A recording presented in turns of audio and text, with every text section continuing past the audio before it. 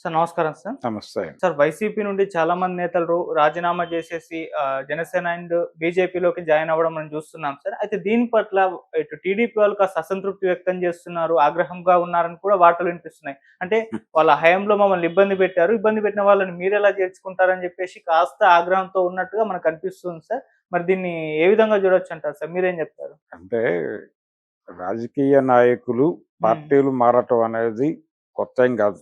Okay. ఎవరు ఏ పార్టీలోనూ పుట్టి ఆ పార్టీలోనే చనిపోవటం అనేది జరగదు.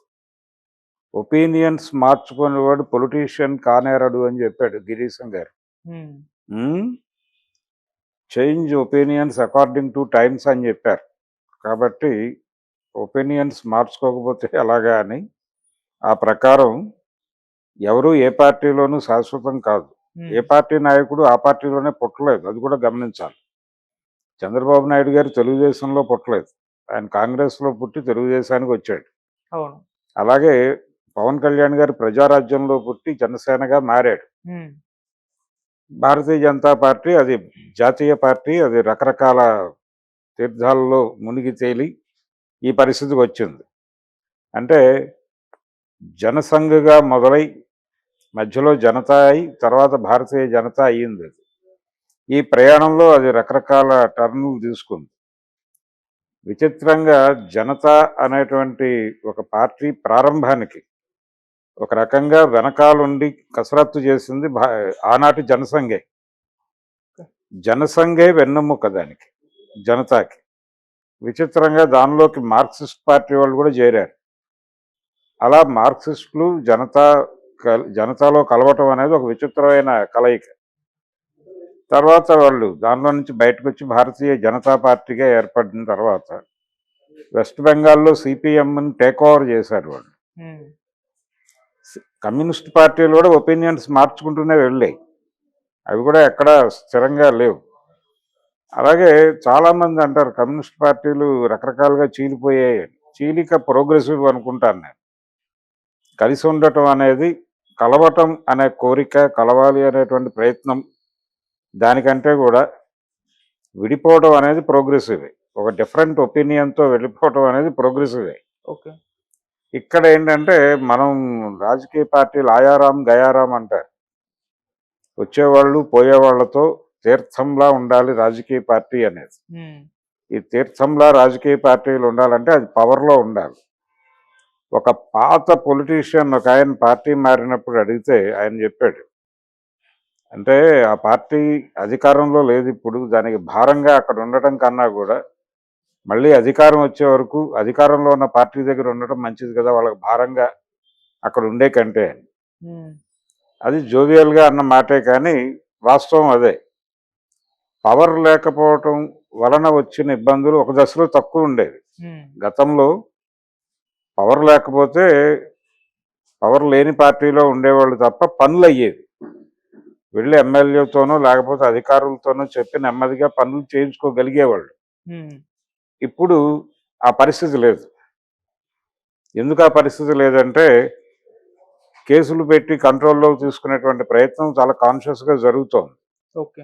అంటే ప్రతి పార్టీకి అధికారంలోకి రాగానే అప్పటి వరకు అధికారంలో ఉండి అప్పుడు ప్రతిపక్షంగా మారిన పార్టీని తన కంట్రోల్‌లోకి తీసుకోవాలి. దాన్ని పూర్తిగా అంటే ప్రతిపక్షాన్ని చంపేయటం ద్వారా మాత్రమే తన అధికారం శాశ్వతం అవుతుంది అనేటువంటి ఒక బిలీఫ్‌లో ఉన్నారు. అది జగన్మోహన్ రెడ్డి అలాగే ఉన్నాడు. చంద్రబాబు నాయుడు గారు కూడా అలాగే ఉన్నారు. వారు అదే ప్రయత్నంలో భాగంగా నాశనం అయ్యారు. వీరిప్పుడు అదే ప్రయత్నం చేస్తున్నారు ఓకే. చంద్రబాబు నాయుడు గారు. ఆ హ్మ్. ప్రయత్నంలో భాగంగానే చాలామందిని టెర్రరైజ్ చేశారు, న్యూట్రల్ చేశారు, భయపెట్టారు. ఈ పరిస్థితుల్లో వీళ్ళు గతంలో లాగా డెమోక్రటిక్‌గా ఉండి అదే పార్టీలో ఉండి పనులు చేయించుకునే పరిస్థితి లేదు. హ్మ్. రెండోది అసలు బయట ఉంటామా లేదా ఏదో కేసులో ఇరుక్కుంటామా, మన జీవితాలు ఏమైపోతాయి అనేటువంటి గందరగోళం కూడా ఉంది. ఈ టెన్షన్‌లో అక్కడ ఉండటం కంటే కూడా ఏదో పద్ధతిలో అధికార పార్టీకి దగ్గరగా మసలటం మంచిది అనే ఉద్దేశంతో కన్ఫెస్ అయిపోయి గోడలు దూకేస్తున్న వాళ్ళ సంఖ్య పెరిగింది వైసీపీలో. ఓకే. ఉదాహరణకు వాసిరెడ్డి పద్మ గారిని చూసాం మనం. ఆవిడ దూకేసి ఇంకా ఎక్కడా చేరలేదు గానీ హ్మ్. జగన్మోహన్ రెడ్డికి వ్యతిరేకంగా మాత్రం ఆవిడ విస్తృతంగా ఇంటర్వ్యూలు ఇస్తున్నారు. ఇలా చాలా మంది కనిపిస్తారు మనకి. ఇప్పుడు భీమ్లీకి ఒక కోఆర్డినేటర్ని పెట్టారు. వాళ్ళ కోఆర్డినేటర్ వెళ్ళిపోయాడు, రిజైన్ చేసి బయటకు వచ్చాడు. అతను ఈ రోజు రేపు కూటమిలో తేల్తాడు. ఆల్రెడీ అయిపోయింది, నిమజ్జన కార్యక్రమం ముగిసింది అక్కడ. ఇలా దాదాపు ప్రతి చోట ప్రతి నియోజకవర్గంలో ఓడిపోయిన ఎమ్మెల్యేలు అందరూ కూడా ఎటో కట్టు సర్దుకునే ప్రయత్నాల్లోనే ఉన్నారు. ఇది జరుగుతుంది. అయితే తెలుగుదేశం పార్టీ కాన్షియస్గా వైసీపీ నుంచి వస్తున్న వాళ్ళని ఇమ్మీడియట్గా తన పార్టీలో చేర్చుకోవటం కొంత ఇబ్బందికరంగా మారుతుంది. ఎందుకంటే అది ఒక ప్రచారంగా మొదలు పెడతారు అవతల వాళ్ళు. ఓకే. అంటే మేము ఓడిపోయాం, మా పార్టీ మొత్తాన్ని వాళ్ళు తీసేసుకుంటున్నారు, టేక్ ఓవర్ చేసే ప్రయత్నం చేస్తున్నారు, అంటే పార్టీ ఫిరాయింపుల్ని ప్రోత్సహిస్తున్నారు ముఖ్యమంత్రి గారు, రకరకాల బిస్కెట్లు వేస్తున్నారు, వీళ్ళందరూ వెళ్ళిపోతున్నారు అని మాట్లాడే అవకాశం ఉంది. ఆల్రెడీ గుడివాడ అమర్నాథ్ ఈరోజు వైజాగ్లో ఆ విషయం ప్రస్తావించాడు. కాబట్టి ఇలా బిస్కెట్లు వేయటము, పార్టీలు మారిపోవటము కాకుండా నేరుగా తన పార్టీలోకి తీసుకుని తన పార్టీ టార్గెట్ కాకుండా ఉండటం కోసం జనసేనలోకో లేకపోతే బీజేపీలోకో వెళ్ళటం సేఫ్ అనేటువంటి ఒక వాతావరణం కల్పిస్తున్నాడు ఆయన వాంటెడ్గా చంద్రబాబు నాయుడు గారు. అందుకని వీళ్ళందరూ జనసేన వైపు, ఇప్పుడు ఆవిడ కూడా పద్మ గారు కూడా జనసేన వైపే వెళ్ళే ప్రయత్నాల్లో ఉన్నారు. అయితే ఆవిడ కుటుంబం నుంచి టీడీపీలోకి వెళ్ళమనే ప్రెజర్ ఉంది, అది ఆవిడే చెప్పుకున్నారు. టీడీపీలోకి వెళ్ళమని మా ఫ్యామిలీ మెంబర్స్ అందరూ చెప్తున్నప్పటికీ నేను జనసేనకు వెళ్తున్నాను అని. ఆవిడకి పిఆర్పి బ్యాక్గ్రౌండ్ ఉంది. ఇప్పుడు పవన్ కళ్యాణ్ ఎక్కడ పుట్టాడో ఈవిడ కూడా అక్కడే మొదలెట్టారు. కాబట్టి ఆవిడకి ఆ రోజుల్లో నాగబాబు గారి సపోర్ట్ ఉండేది బాగా. నాగబాబు ఎంకరేజ్ చేసేవాడు ఈవిడ్ని. కొంచెం ఆ రోజుల్లో ప్రజారాజ్యం పార్టీ నుంచి బలంగా పార్టీ గొంతు వినిపించినటువంటి చరిత్ర అయితే ఆవిడకు ఉంది. కరెక్ట్గా దాని మీద అది నమ్మే జగన్మోహన్ రెడ్డి కూడా ఆవిడని అన్ని పనులు, అంటే ఏదైనా సరే పార్టీ వాయిస్ వినిపించాలన్నప్పుడు వాసిరెడ్డి పద్మ గారిని ఆశ్రయించేవాడు ఆయన కూడా. కాకపోతే ఆవిడ ఇబ్బంది ఏంటంటే అధికారంలో ఉన్నప్పుడు ఎప్పుడూ కూడా తనని పట్టించుకోలేదు, తనకి ఒక పదవి ఇచ్చి గౌరవించడం లాంటి పని ఏం చేయలేదు. ఆవిడ మహిళా కమిషన్గా ఉండొచ్చు, కానీ అది కాదు. అంతకు మించిన పదవులు ఏవి లేదు, ఒక నియోజకవర్గం అప్పచెప్పటం ఇలాంటి పనులు నాతో ఎప్పుడు చేయలేదు ఆయన.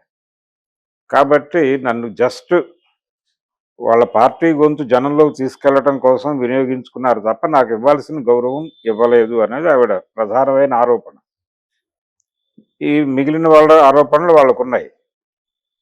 కొంతమందిని సేఫ్ గార్డ్ చేసుకునే ప్రయత్నం చేస్తున్నాడు జగన్మోహన్ రెడ్డి. మరీ పిల్లర్స్ అనుకున్న వాళ్ళు కూడా వెళ్ళిపోతే ఎలాగా అని కొన్ని చోట్ల కట్టుదిట్టమైన ఏర్పాట్లు చేస్తున్నారు. అందులో భాగంగానే మాజీ స్పీకర్ తమ్మినేని విషయంలో కూడా ప్రచారం జరిగింది. ఆయన ఏ క్షణంలోనైనా జనసేనకు పెడతాడు అని అది కొంచెం కట్టడి చేసినట్టున్నారు. బొత్స సత్యనారాయణ మీద కూడా అలాంటి పుకార్లు వచ్చినాయి, ఆయన కూడా ఆగాడు. వీళ్ళు వెళితే వెళ్ళక జనసేనలోకి వెళ్ళాలా అని మాట్లాడాడు ఆయన మీడియా ముందుకు వచ్చి.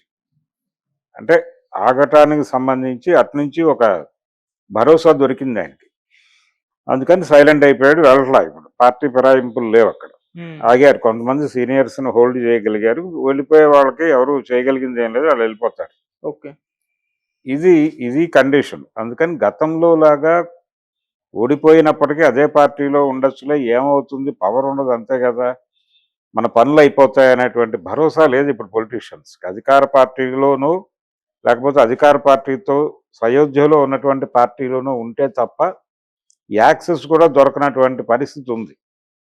అందుకోసం వెళ్తున్నారు, అంతకుమించి వేరే గొడవలు ఏం లేవు. ఒకటేమో కేసుల భయం, రెండోది పనులు అవ్వవు, ఏ రకమైనటువంటి ప్రయారిటీ లభించదు అక్కడ.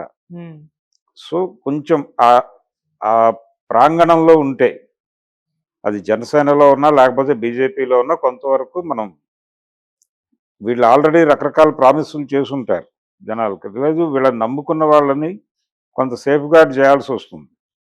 ఏదో నా ఇల్లు కోసం నేను డబ్బులు కట్టానండి, పని అవ్వలేదని ఎవడో వస్తాడు, ఆ వచ్చిన వాడిని తీసుకెళ్ళి ఒక ఆఫీసర్తో మాట్లాడే పరిస్థితి కూడా లేదు ఇప్పుడు వైసీపీలో ఉన్నటువంటి ఏ నాయకుడికి లేదు. ఒకవేళ వెళ్ళి అక్కడ గట్టిగా మాట్లాడితే ఈ రోజుకి అధికారుల మీద దౌర్జన్యం చేస్తున్నా అని మీడియాలో వచ్చేస్తుంది. ఇలా రకరకాల ఇబ్బందులు, ప్రతిదీ ప్రజా పోరాటంగా కన్వర్ట్ చేసేటువంటి మూడ్లో ఆ పార్టీ లేదు. ఇన్ని తలకాయ నొప్పులు ఉన్నాయి. అక్కడ లిమిటేషన్స్ కూడా ఉన్నాయి. వైసీపీకి ఉన్న ఇంకో గోల ఏంటంటే వాళ్ళు స్థానికంగా ఇష్యూస్ని లోకల్ లీడర్షిప్ ఉమ్, చొరవ తీసుకుని ఒక చిన్న ఉద్యమ స్థాయిలో ముందుకెళ్ళటం అనేది కనిపించట్లేదు. సంవత్సరం అయిపోయింది, ఓకే. కదలికలు లేవు, ఎక్కడ ఎవరు కూడా లేవట్లేదు.